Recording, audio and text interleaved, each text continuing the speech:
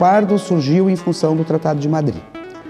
O Tratado de Madrid foi assinado em 1750 entre portugueses e espanhóis para resolver uma série de problemas de fronteiras, de limites que existiam na América do Sul. Na nossa questão aqui no Rio Grande do Sul, especificamente, esse tratado fez uma tentativa de mudança entre duas possessões, uma portuguesa e uma espanhola. A possessão espanhola era os Sete Povos das Missões, criado pelos padres jesuítas, dentro de um território que os portugueses tinham como se fosse deles. E a colônia de Sacramento, criada pelos portugueses, dentro de uma possessão espanhola, porque ela ficava ali, na frente de Montevidéu, dentro do Uruguai. Então, o Tratado de Madrid tinha especificamente a função de fazer a troca entre essas duas possessões. Sete Povos passaria a pertencer aos portugueses e a colônia de Sacramento aos espanhóis. Essa era a essência do Tratado de Madrid para o Rio Grande do Sul. E para fazer esse trabalho, o governo português escolheu o capitão-general do Rio de Janeiro, o general Gomes Freire de Andrade, para chefiar as tropas portuguesas, que deveriam se encontrar com as tropas uruguaias e vindo ao longo de todo o trecho determinado da fronteira, colocando os marcos de fronteira, um lado português, o outro lado espanhol. Antes de sair do Rio de Janeiro, onde estava Gomes Freire de Andrade, ele determinou a construção de 2 depósitos aqui no Rio Grande do Sul. Um depósito em Rio Pardo, que ainda não existia como Rio Pardo, como município, etc, etc. E o outro em Santo Amaro. Santo Amaro hoje fica no interior de General Câmara. Esses 2 depósitos eram importantes porque eles iriam armazenar tudo aquilo de que os soldados precisariam durante essa marcha. Esse exército vinha para o meio do nada. Aqui não existia nada. Era campo, existiam índios que viviam por esses campos e algumas estâncias de criação de gado. Aqui no território de Rio Pardo, inclusive, já existiam. Mas era tudo muito isolado, tudo muito separado, tudo muito ermo. Os soldados não teriam onde se abastecer se não fosse assim. Então, foi criado um desses depósitos aqui em Rio Pardo, nas margens do Rio Jacuí, exatamente ali na Praia dos Engazeiros, onde o Rio Pardo deságua no Jacuí. Essa posição geográfica de Rio Pardo era estratégica, porque estava perto de 2 rios que permitiam o deslocamento de pessoas, tropas e tudo que era necessário para a colonização em direção ao litoral, indo por Porto Alegre, que ainda não existia também, né? Indo em direção ao que hoje nós conhecemos por Porto Alegre e também para a região das Missões, porque o Jacuí nasce bem próximo dos Sete Povos das Missões. Rio Pardo, pode-se dizer, começou a nascer ali, com a criação desse depósito. Veio uma guarda de dragões, alguns aventureiros paulistas que já estavam por aqui exatamente prevendo também, né, todas as necessidades que o tratado estava determinando. Então eles vieram para cá e fizeram ali um acampamento, praticamente um acampamento próximo, bem próximo da beira do rio. Só que nessa questão de trocar a colônia de Sacramento pelos Sete Povos parecia tudo muito tranquilo, o território dominado ali já estava aí a corresponder, só que tinha um problema. Na colônia de Sacramento existiam soldados, era antes de mais nada uma fortaleza também, mas tinha também os colonos açorianos que já tinham ido para lá, porque realmente, não era só um forte, era uma colônia. Esses colonos tinham a função de produzir o alimento, de plantar, de criar os animais, etc. Por aí, tudo bem, com questão em relação à colônia de Sacramento, os portugueses estavam satisfeitos. Mas em relação aos Sete Povos não funcionou assim tão tranquilamente, porque os índios não aceitaram. Os índios viviam ali desde 1682, aquela terra era deles, era dos índios, sob a coordenação dos padres jesuítas, mas a terra era dos índios. O gado que existia ali era a criação deles, as lavouras eram criação deles, enfim, as igrejas, eles tinham construído tudo. Os índios não aceitaram. E essa recusa dos índios em entregar as terras acabou causando uma guerra, a Guerra Guaranítica. O Gomes Freire de Andrade veio do Rio de Janeiro, veio para o Rio Grande do Sul, foi para Rio Grande. Vamos lembrar de novo, Porto Alegre ainda não existia. Ele veio para Rio Grande e de Rio Grande, com o exército português, ele se dirigiu para o Uruguai, lá se encontrou com as tropas espanholas e os 2 exércitos, português e espanhol juntos, começaram a fazer todo o trajeto dos limites determinados e colocar os marcos de fronteira. Foram avançando até chegar onde hoje está a cidade de Bagé. Rio Pardo ter sido um entreposto comercial. Ou seja, quando a gente fala numa linguagem mais simples, seria, na linguagem do futebol, um meio de campo, né? Então, tu está na mesma distância das 2 goleiras. Ou seja, olhando por um lado, nós temos a região do Uruguai, Cisplatina, Colônia do Sacramento, Montevidéu, né? Todo esse fomento do gado nessa região, porque ao estarmos no forte, olhando a direção aonde os canhões estão mirados, eles estão mirados para o sul, de onde, né, vinha toda essa questão comercial inicial da Courama, né, e depois então dos ataques espanhóis. Foi preciso fortificar o posto. Bom, agora nós já temos aí configurada a origem de Rio Pardo. Porque nesse início, os portugueses não estavam trazendo ainda a população para a região de Rio Pardo. Já havia sido determinada a vinda de casais açorianos que ficariam em Rio Grande até que as terras dos Sete Povos fossem desocupados, e esses açorianos seriam os primeiros habitantes portugueses dos Sete Povos das Missões. Só que os índios não consentiram, houve a guerra e esses açorianos ficaram sem um destino certo. No meio dos conflitos, das guerras, eles foram enviados para Rio Pardo. O Forte Rio Pardo não era atacado todos os dias. Aliás, ele sofreu diretamente poucos ataques. Mas ele era o ponto de irradiação das tropas, o ponto estratégico mais importante que os portugueses tinham aqui. Então esses açorianos foram trazidos para cá e daqui depois, quando a guerra acabasse, os índios fossem vencidos, os açorianos seriam enviados para a região das Missões. Rio Pardo já começou a se formar. Ainda não existe a cidade, a vila de Rio Pardo. Não, era o acampamento de Rio Pardo, a fortaleza do Rio Pardo. Os índios então reagem, são vencidos pelas tropas portuguesas e espanholas. E as tropas se retiram, tanto os portugueses quanto os espanhóis, mas os espanhóis não cumprem o tratado, eles não entregam os Sete Povos. Mesmo depois de terminada a guerra, os espanhóis não entregam os Sete Povos para os portugueses. Então a situação voltou ao que era antes. A colônia de Sacramento cravada lá no Uruguai, uma possessão portuguesa dentro do território espanhol, e os Sete Povos, possessão espanhola cravada dentro do território que agora os portugueses já estavam realmente começando a dominar. A questão dos Sete Povos foi resolvida em 1801, quando partiu do Forte de Rio Pardo, quando partiu um destacamento militar que tomou a região, venceu os índios e tomou a região dos Sete Povos. A Espanha não reagiu, acho que naquelas alturas estava mais atrapalhando do que ajudando. A Espanha não reagiu, as autoridades espanholas, e os Sete Povos passou então a se integrar ao território do Rio Grande do Sul. É daí que vem toda essa fama como tranqueira invicta, como a fortaleza que nunca caiu. Ela nunca foi atacada diretamente, mas também nunca caiu, nunca foi tomada. Em 1761, o Tratado de Madrid foi anulado. E a fortaleza de Rio Pardo, a fortaleza Jesus Maria José de Rio Pardo, passou a ser então um ponto avançado das tropas portuguesas no Rio Grande do Sul. Houve vários conflitos entre 1761 e 1776, porque os espanhóis não desistiram do Rio Grande do Sul. Eles tomaram, em 1763, tomaram a cidade de Rio Grande, que já tinha evoluído para uma vila também, não oficialmente, mas já tinha a população, o exército ainda estava lá. Eles conseguiram tomar Rio Grande. E o plano seguinte era tomar Rio Pardo e de Rio Pardo avançar sobre o porto de Viamão, onde estava centralizado o poder, e pronto, o Rio Grande do Sul seria espanhol. Só que eles não conseguiram passar por Rio Pardo.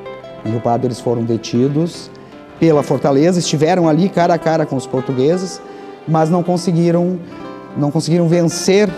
Aí não foi nem o poderio militar dos portugueses, foi a esperteza. José Marcelino de Figueiredo era o governador na época e ele estava no forte, quando Vertiz e Salcedo, que era o general espanhol, chegou do outro lado do rio. E ele fez uma simulação no forte. Ele mandou embandeirar o forte, mandou botar os canhões todos virados para o rio, metade dos canhões estavam encravados, já nem funcionava mais, eles tinham pouca munição. O destacamento militar ali estava completamente desfalcado, era um pingo de soldados. O que aconteceu? Quando o general Vertiz, do outro lado do rio, viu aquela situação toda, viu aquela movimentação toda no forte, ele pensou, não, mas alguma coisa está errada. E outra, ele estava esperando o reforço de uma tropa que viria das Missões. E essa tropa não chegou, porque foi desbaratada antes pelos dragões do forte, soldados do forte, foi desbaratada antes que conseguisse chegar para auxiliar as tropas espanholas. O que o Vertiz fez então? Ele resolveu recuar, porque aí ele ficou receoso. Se eu ataco, o que vai acontecer? o efetivo que ele tinha ali naquele momento não era tão grande assim a ponto de dar segurança. Ele recuou. Ele virou as costas e foi embora. Se ele tivesse atacado, provavelmente o forte teria sido tomado. Mas ele não atacou. Ele virou as costas e foi embora. Não foi embora assim, tranquilo, agora eu vou voltar para casa, estou derrotado. Não. Os dragões, eles usavam, os dragões que eram soldados portugueses, eles usavam a técnica de guerrilha, porque eles não tinham estrutura. Os fortes eram assim como a fortaleza daqui, completamente desapetrechada, sem munição, sem efetivo, sem alimento, sem farda, era um horror. Um número muito pequeno de soldados. Então eles lutavam no sistema de guerrilha. Eles atacavam o inimigo e desapareciam, atacavam o inimigo e desapareciam. E assim eles foram fustigando as tropas do Vertiz, até que se convenceram que agora realmente o inimigo espanhol está afastado. A partir daí, até que as fronteiras do Rio Grande do Sul se consolidaram, definitivamente o Rio Pardo teve alguma importância. Mas conforme essa fronteira foi se alargando, foi aumentando, a posição estratégica perdeu a importância. Quando as terras ao sul do Jacueli já estavam todas dominadas e o efetivo militar mesmo começou a se concentrar mais de Bagé em direção à fronteira, o Forte de Rio Pardo acabou perdendo a funcionalidade e sendo desativado. Em 1837 o forte foi desativado. Rio Pardo tinha se desenvolvido, mesmo em meio às guerras, comercialmente. Com a consolidação, finalmente, das fronteiras, em 1809 foram criadas as 4 primeiras vilas do Rio Grande do Sul. A arquitetura de Rio Pardo, ela é uma arquitetura luso-brasileira. Ela surge aqui como arquitetura no momento que chegam os portugueses e começam a construir as suas casas. Então eu chamo das casinhas açorianas, elas são casinhas bem portuguesas. Quais são as diferenças entre as casas portuguesas e as casas brasileiras, as casas riopardenses, concebidas a partir da cultura portuguesa? Qual é a diferença delas? Por exemplo, em Rio Pardo, nos primeiros tempos, se construía com barro, né? No Brasil, no início, a arquitetura seguiu muito a linha da choupana dos índios, dos caboclos. Ela era uma arquitetura em barro, porque não se tinha pedra. Em Portugal, as casas são iguais, mas só se tu for dissecar uma casa portuguesa, ela é feita de pedra, dos xistos, que é a pedra mais comum em Portugal. E aqui em Rio Pardo ela era feita primeiramente de barro, né? Depois ela foi sendo construída com pedra, a partir das primeiras construções em pedra, as construções de pessoas mais ricas, de mais posses, militares, por exemplo, que foram os primeiros a chegar, além dos açorianos. Então essa arquitetura foi adquirindo mais semelhanças, mas as primeiras eram construções em barro, né? E assim sucessivamente a cidade foi se desenvolvendo, mas sempre com aquela mesma característica, o mesmo DNA, como eu chamo, né? Por exemplo, as casas de Rio Pardo, o DNA delas, para mim, assim, a característica construtiva que mais nos coloca em semelhança com as casas portuguesas de Portugal são os telhados, né? Os telhados são incrivelmente parecidos, então essa técnica veio de lá, né? Então assim, aí as casas foram sendo construídas com pedras, paredes externas por dentro, eram paredes de pau a pique, como a gente vê aqui no Centro de Cultura e como se vê na maioria das casas de Rio Pardo que ainda não foram reformadas, certo? A gente vê aquela parede de pau a pique, é uma parede de barro, talo de coqueiro ou taquara, eram paredes divisórias, né? Elas não eram paredes externas. Então, assim, isso, a identidade de Rio Pardo, eu sempre digo que a maior característica de Rio Pardo é a arquitetura, sabe? Nós temos a culinária, mas assim, a arquitetura é um bem público, ele está na rua para ser visto por qualquer um, né? Por ser usufruído por um grande número de pessoas. As pessoas estão vendo, são nossas características urbanas, aquelas casas tudo coladas umas nas outras.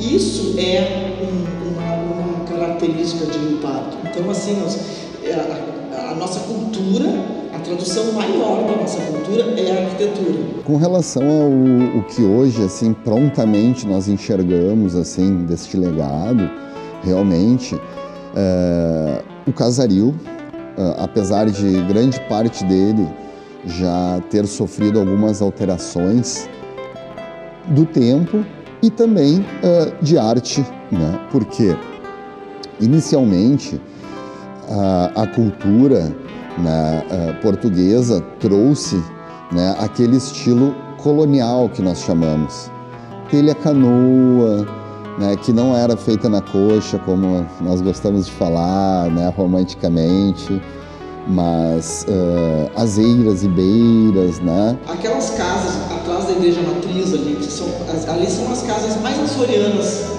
que se tem aqui, a característica mais açoriana.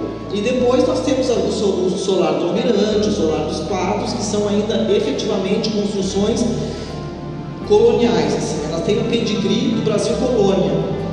A divisão das casas era a mesma, existia uma porta central com 2 ou 3 ou uma janela em cada lado, existia uma simetria, né? A porta ficava no eixo central, tinha um corredor, distribuía para todas as outras peças. A planta era a mesma, o que variava era o tamanho. A casa do mais pobre, a casa do mais rico tinha a mesma planta. O que variava era o tamanho, que na época não se dizia em centímetros, metros, era em palmos. As casas, as construções eram medidas em palmos.